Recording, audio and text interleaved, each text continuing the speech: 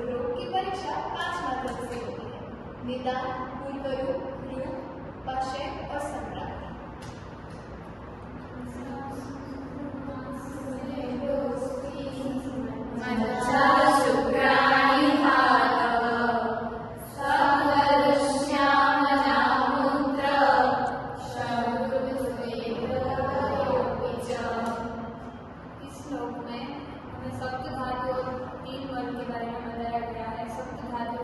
रस, रक्त, मांस, मेद, अस्थि, मज्जा, शुक्र और 3 मल है: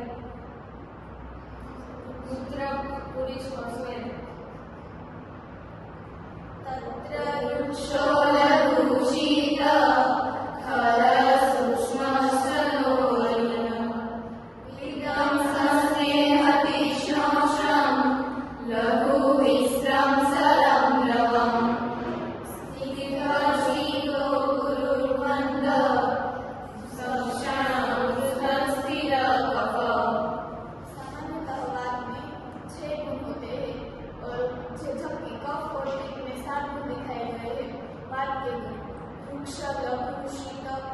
सूक्ष्म और अनिल।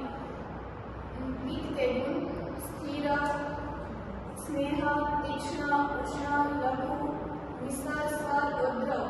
और कफ के गुण: स्निग्ध, शीत, गुरु, मंद, लक्षण, दुष्ण और स्थिर।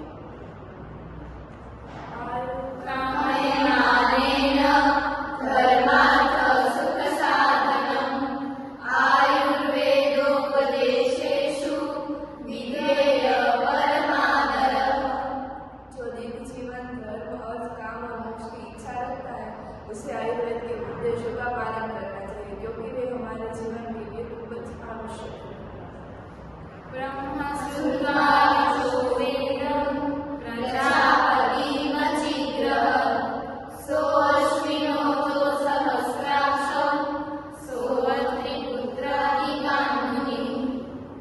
हिंदू मानते हैं कि आयुर्वेद का जो ज्ञान है वो ईश्वरीय उत्पत्ति है।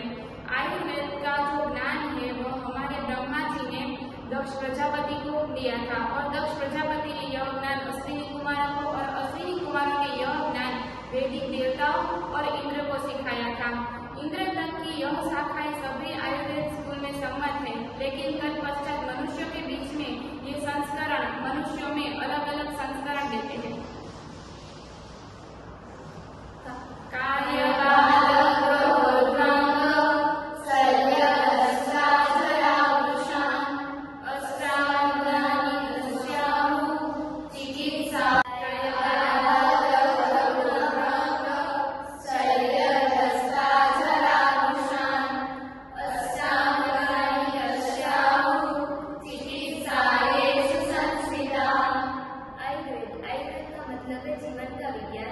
आयुर्वेद में 8 चिकित्सा का उल्लेख किया गया है, जिसको हम अष्टांग आयुर्वेद के नाम से जानते हैं। पहली है काय, बाल, ग्रह, उद्वांग, शल्य, दृष्टा, जरा, वृषण।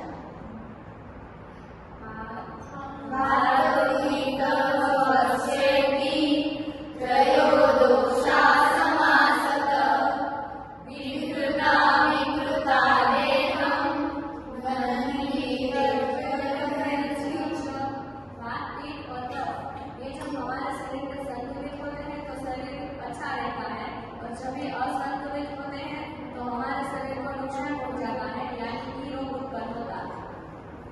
शोधनम शमनम चेति